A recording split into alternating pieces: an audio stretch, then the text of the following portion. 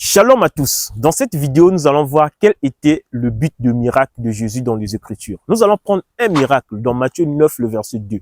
Il est écrit, « Et voici, on lui amena un paralytique couché sur un lit. Jésus, voyant leur foi, dit au paralytique, « Prends courage, mon enfant, tes péchés te sont pardonnés. » Dans cette séquence, nous allons tirer deux enseignements. Le premier, Jésus montre sa divinité.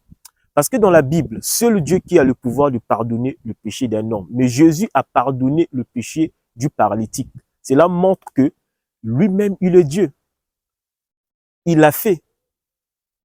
Et le second enseignement, c'est le rapport entre la paralysie et le péché. Là, Jésus-Christ nous montre sa mission principale. Jean 3, le verset 16. C'est venir sauver des hommes du péché. C'est sa mission. Il n'y a pas encore autre mission qu'il est venu sur la terre.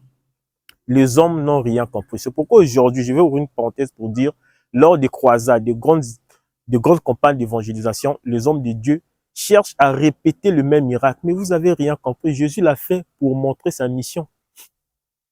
Comme il pouvait dire à Nicodème que si je vous explique des choses célestes, ça va être compliqué parce que les terrestres, vous n'arrivez pas à comprendre. Vous allez voir plus tard les scribes et les pharisiens qui étaient en ce moment-là, ils étaient choqués. Ça a choqué leur théologie. Ils ont dit que cet homme blasphème.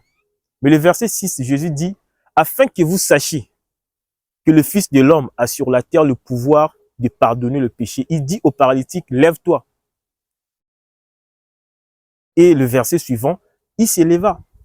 Donc c'est pour nous dire que, pour confirmer que Jésus ne faisait pas les miracles juste pour faire les miracles ou pour démontrer sa puissance, mais il est Dieu, il va démontrer encore sa puissance pour faire quoi? Et vous aujourd'hui là qui reproduisez au fait les miracles que Jésus a fait, mais vous êtes dans l'erreur, vous ne connaissez pas la vérité. Si vous mourrez dans cette ignorance là, c'est tout droit en enfer.